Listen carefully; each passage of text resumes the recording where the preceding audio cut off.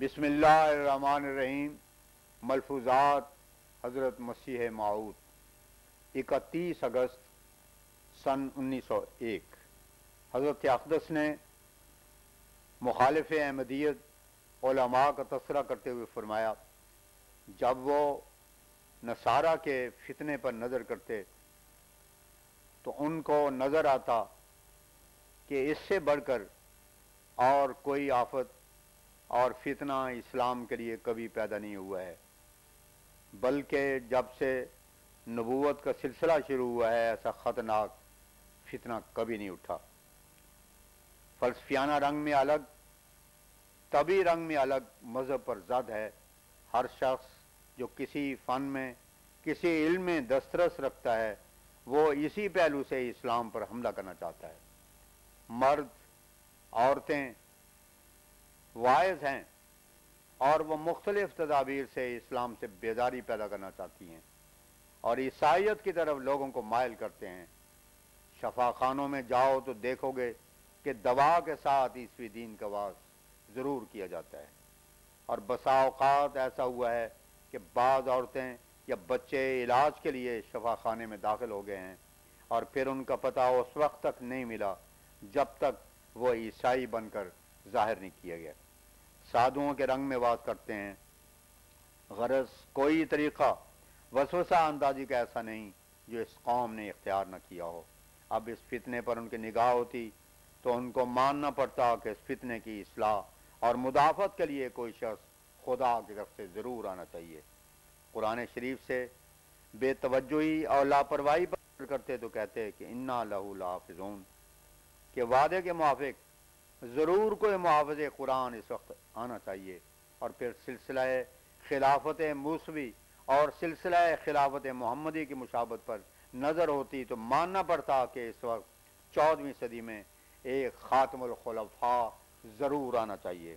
इस तरह पर एक नहीं बहुत सी बातें थीं जो इन लोगों की हिदायत की और राहबरी का मुजिब बन सकती थीं, मगर नफ्स परस्ती की वजह से, तअस्सुब और ज़िद से उन्होंने इन पर गौर नहीं किया और मुखालफत इख्तियार की। इन उमूर का जो मैं पेश करता हूँ वही इनकार कर सकता है जो घर से बाहर नहीं निकलता और हुजरों ही में परवरिश पाता है। जो शख्स कहता है फितना नहीं हुआ तो मैं उसको मुतासिब भी नहीं समझता, बल्कि वो बेअदब और गुस्ताख है जिसके दिल में हज़रत सल्लल्लाहु अलैहि वसल्लम अल्लाह ताला की इज़्ज़त और तकरीम का ख्याल नहीं है और इससे बेखबर माज है। मगर अक्लमंद और दीन से वाकिफ समझता है कि हज़रत सल्लल्लाहु अलैहि वसल्लम ने कभी इस फितने को खफीफ नहीं समझा और हकीकत में खफीफ नहीं है। मैं बार बार इस अमर पर इसीलिए जोर देता हूँ कि लोगों को इस अमर पर इत्तला मिले। उनका एक एक पर्चा अगर देखा जावे तो वो एक एक लाख निकलता है। वो वसाइल इशात और तबलीग के जो अब पैदा हो गए हैं पहले कहाँ थे। इससे पहले रद्द इस्लाम में एक रिसाला तो दिखाओ, मगर इस सदी में अगर इन रिसालों और अखबारों और किताबों को जो इस्लाम के ख़िलाफ़ लिखे गए हैं एक जगह जमा करो तो उनका ऊंचा ढेर कई मील तक चला जावे। बल्कि मैं बिला मुबालगा कहता हूँ कि यह ऊंचा ढेर दुनिया के बुलंद तरीन पहाड़ों की ऊंचाई से भी बढ़ जावे और अगर उनको बराबर सदा पर रखा जावे तो कई मील लंबी लाइन हो। इस वक्त इस्लाम शहीदान करबला की तरह दुश्मनों के नरगे में घिरा हुआ है और इस पर भी अफसोस है कि मुखालिफ कहते हैं कि किसी शख्स की ज़रूरत नहीं। हम मुजादला करने वाले से बात करना नहीं चाहता, चाहे हम मुजादला करने वाले से बात करना नहीं चाहते और इससे बहस करना बजोज़ तज़िया औक़ात और कुछ नहीं है। हाँ, जो तालिब हक हो वो हमारे पास आए और यहाँ रहे और फिर हर तरह उसकी तसल्ली और इत्मीनान को तैयार हैं। मगर अफसोस तो ये है कि इस किस्म के लोग पाए नहीं जाते, बल्कि मुखालिफ तो 2, 4, 10 मिनट में फैसला करना चाहते हैं। ये गोया मजहबी कमारबाजी है, इस तरह पर हक खुल नहीं सकता। आप खुद सोचें कि ईसाइयत इस्लाम को मगलूब करने के वास्ते किस कदर जोर लगा रही है। कलकत्ते के बिशप ने लंदन जाकर जो तकरीर की है इससे साफ पाया जाता है कि कोई आदमी गवर्नमेंट انگلیشیا کا سچا خیر خواہ اور وفادار نہیں ہو سکتا جب تک وہ عیسائی نہ ہو۔ ایسی تقریروں اور بحثوں سے کیا یہ نتیجہ نہیں نکلتا کہ عیسائی بنانے کے لیے کس قدر کوشش یہ لوگ کرنا چاہتے ہیں اور ان کے نیت میں کیا ہے؟ وہ صاف چاہتے ہیں کہ کوئی مسلمان نہ رہ جاوے۔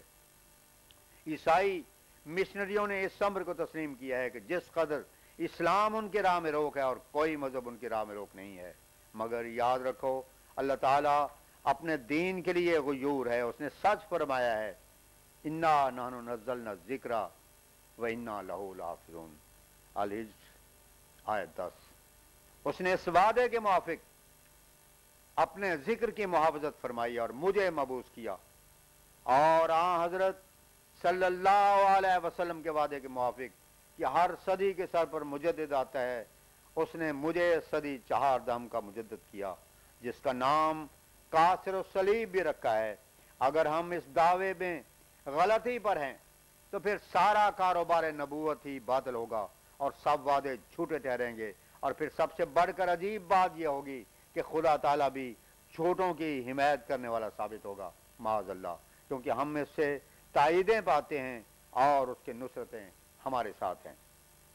اب ایک شخص کو بطور وسوسے کے یہ اعتراض گزرتا ہے کہ مسیح آسمان سے اترے گا اور اس کے ہاتھ میں ایک حربہ ہوگا، اور وہ دجال کو جس کے ہاتھ میں خدائی کی ساری قوتیں ہوں گی اور روٹیوں کا پہاڑ اس کے ساتھ ہوگا، وہ قتل کرے گا، اور آسمان سے تو یوں ہی اتر آئے گا مگر دمشق کے مینارے پر آ کر سیڑھی کے بغیر نہ اترے گا، اور دجال مردوں کو زندہ کرے گا وغیرہ بہت سی باتیں ہیں جو نزول المسیح کے متعلق ان لوگوں نے بنا رکھی ہیں۔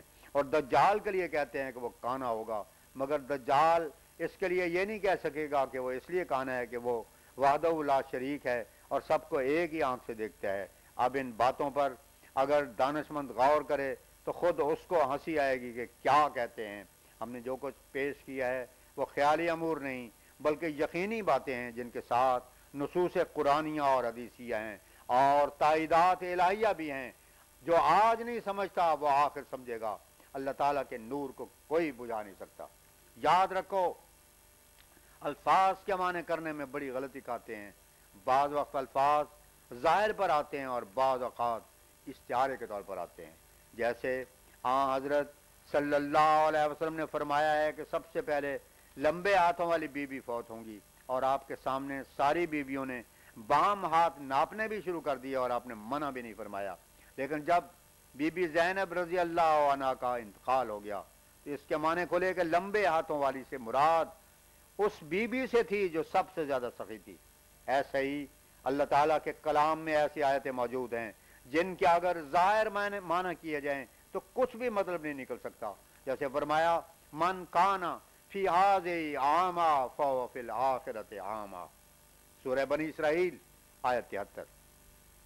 اب آپ وزیر آباد میں ہی حافظ عبد المنان سے جو اس سلسلے کا سخت دشمن ہے دریافت کریں کہ کیا اس آیت کا یہی مطلب ہے کہ جو اس دنیا میں اندھا ہے وہ آخرت میں بھی اندھا اٹھایا جائے گا؟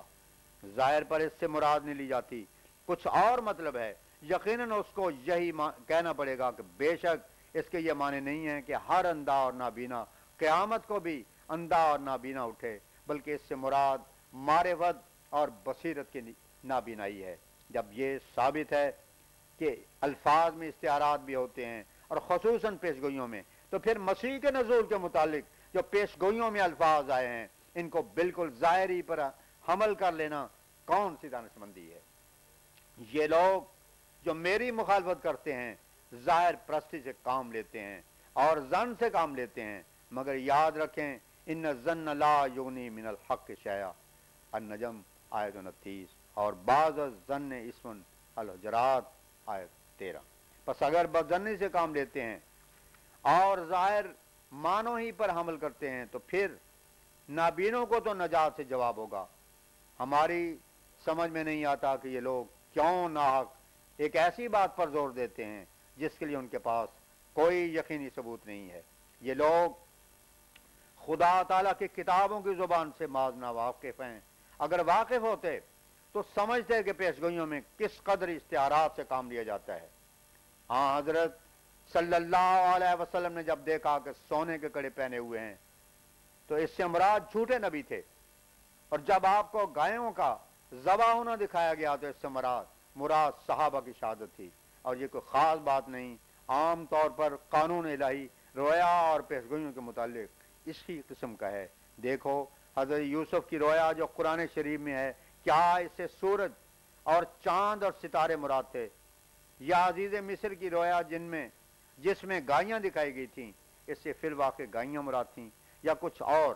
اس قسم کی ایک دو نہیں، ہزاروں ہزار شہادتیں ملتی ہیں، مگر تعجب کی بات ہے کہ نزول المسیح کے معاملہ میں یہ لوگ ان کو بھول جاتے ہیں اور ظاہر الفاظ پر زور دینے لگتے ہیں۔ ان معاملات میں اختلاف کی جڑ دو ہی باتیں ہوا کرتی ہیں کہ مجاز اور استعارہ کو چھوڑ کر اس کو ظاہر پر حمل کر لیا جائے، اور جہاں ظاہر مراد ہے وہاں استعارہ قرار دیا جائے۔ اگر پیشگوئیوں میں مجاز اور استعارہ نہیں ہے تو پھر کسی نبی کی نبوت کا ثبوت بہت مشکل ہو جاوے گا۔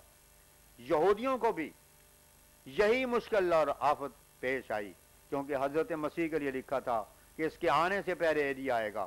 چنانچہ ملاکی نبی کی کتاب میں یہ پیشگوئی بڑی صراحت سے درج ہے۔ یہودی اس پیشگوئی کے موافق منتظر تھے کہ ایلیا آسمان سے آوے، لیکن جب مسیح آ گیا اور ایلیا آسمان سے نہ اترا تو وہ گھبرا گئے، اور یہ ابتلا ان کو پیش آ گیا کہ ایلیا کا آسمان سے آنا مسیح کے آنے سے پہلے ضروری ہے۔ اب انصاف شرط ہے، اگر یہ فیصلہ کسی جج کے سامنے پیش ہو تو وہ بھی یہودیوں ہی کے حق میں ڈگری دے گا، کیونکہ یہ صاف طور پر لکھا گیا تھا کہ ایلیا آئے گا، اور اس سے پہلے کوئی نظیر اس قسم کے بروز کی ان میں موجود نہ تھی جو مسیح نے یوحنا کو ایلیا بنایا۔ اب اگرچہ ہم ان کتابوں کی بابت تو یہی کہتے ہیں کہ لا تصدقوا ولا تکذبوا، لیکن یہ بھی ساتھ ہی ضروری بات ہے کہ قرآن شریف میں یہ آیا ہے فَاسْأَلُوا اہل الذکر ان کنتم لا تعلمون، سورہ نحل آیت 44۔ علاوہ بریں اس قصہ ایلیا کی قرآن شریف نے کہیں تکذیب اور تردید نہیں کی، اور یہودی اور عیسائی دونوں قومیں بالاتفاق اس کو صحیح مانتی ہیں۔ اگر یہ قصہ صحیح نہ ہوتا تو عیسائیوں کا حق تھا کہ وہ بول پڑتے اور اس کی تکذیب کرتے، خصوصاً ایسی حالت میں کہ اگر اس قصے کو غلط کہا جائے تو عیسائیوں کے لیے مشکلات سے نجات اور مخلصی ہے جو اس کو صحیح مان کر ان کو پیش آتی ہیں۔ لیکن جبکہ انہوں نے تکذیب نہیں کی اور اس کو صحیح تسلیم کر لیا ہے، پھر کوئی وجہ نہیں ہو سکتی کہ ہم بلا وجہ تکذیب پر آمادہ ہوں۔ حق یہی ہے کہ یہودیوں میں یہ خبر صحیح موجود تھی کہ مسیح کے آنے سے پہلے ایلیا آئے گا، اور اسی لیے جب مسیح آ گیا تو وہ مشکلات میں پڑے، اور انہوں نے مسیح سے ایلیا کے متعلق سوال کیا، اور مسیح نے یوحنا کی صورت میں اس کے آنے کو تسلیم کر لیا۔ یہاں سے یہ بھی ثابت ہوتا ہے کہ اگر یہ پیش گوئی صحیح نہ ہوتی تو سب سے پہلے مسیح کا یہ حق تھا کہ وہ بجائے اس کے کہ یہ کہتے کہ آنے والا ایلیا یوحنا ہی ہے، یوں جواب دیتے کہ کوئی ایلیا آنے والا نہیں ہے۔ مسیح نے اگر اس کو صحیح تسلیم نہ کیا ہوتا تو وہ یوحنا کی شکل میں ایلیا کو نہ اتارتے۔ یہ چھوٹی اور معمولی سی بات نہیں، مسیح کا یہودیوں کے اس اعتراض کو مان کر اس کا جواب دینا بھی اس امر کی روشن دلیل ہے کہ وہ بجائے خود اس امر کو صحیح اور یقینی سمجھتے تھے۔ یہودیوں کے یہ عذر بہرحال قابل پذیرائی تھا، اور مسیح نے اس کو قبول کر کے یہی جواب دیا ہے کہ آنے والا ایلیا یوحنا ہی ہے، چاہو تو قبول کرو۔ اب اگر استعارات کوئی چیز نہیں اور خدا تعالیٰ کے پیشگوئیوں میں یہ جزو اعظم نہیں ہوتے تو پھر جیسے یہودیوں نے حضرت مسیح کی اس تعویل کو تسلیم نہیں کیا، یہ بھی انکار کریں کہ وہ فیصلہ صحیح نہیں تھا، کیونکہ یہ میں پہلے بیان کر چکا ہوں کہ ایلیا والے قصے کی مسلمان تکذیب تو نہیں کر سکتے، کیونکہ قرآن شریف نے کہیں اس کی تکذیب نہیں کی، اور تکذیب کے اول حقدار تو حضرت مسیح اور ان کے متبعین ہو سکتے ہیں، جبکہ یہ بات ہے کہ استعارات کوئی چیز نہیں اور ہر پیش گوئی لازماً اپنے ظاہری الفاظ ہی پر پوری ہوتی ہے، تو پھر ان کو گویا ماننا پڑے گا یہودیوں کی طرح کہ مسیح ابھی نہیں آئے گا، اور جب مسیح کے آنے کا بھی انکار ہی ہوا تو پھر حضرت صلی اللہ علیہ وسلم سے بھی انکار کرنا پڑا، اور اس طرح پر اسلام ہاتھ سے جاتا ہے۔ اسی لیے بار بار میں اس امر پر زور دیتا ہوں کہ میری تکذیب سے اسلام کی تکذیب لازم آتی ہے۔ اس صورت میں عقلمند سوچ سکتا ہے کہ ایلیا کے دوبارہ آنے کے قصے کے رنگ میں مسیح کی آمد ثانی ہے، اور ان کا فیصلہ گویا چیف کورٹ کا فیصلہ ہے۔ اس صورت میں عقلمند سوچ سکتا ہے کہ ایلیا کے دوبارہ آنے کے قصے کے رنگ میں مسیح کی آمد ثانی ہے، اور ان کا فیصلہ گویا چیف کورٹ کا فیصلہ ہے۔ جو اس کے خلاف کہتا ہے وہ نامراد رہتا ہے۔ اگر حضرت عیسیٰ نے خود آنا تھا تو صاف لکھ دیتے کہ میں خود ہی آؤں گا۔ یہودی بھی تو اعتراض کرتے ہیں کہ اگر ایلیا کا مسیح آنا تھا تو کیوں خدا نے یہ نہ کہا کہ ایلیا کا مسیح آئے گا؟ غرض جس قدر یہ مقدمہ ایلیا کا ہے، اس پر اگر ایک دانشمند صفائی اور تقوی سے غور کرے تو صاف سمجھ آ جاتا ہے کہ کسی کے دوبارہ آنے سے کیا مراد ہوتی ہے اور وہ کس رنگ میں آیا ہے۔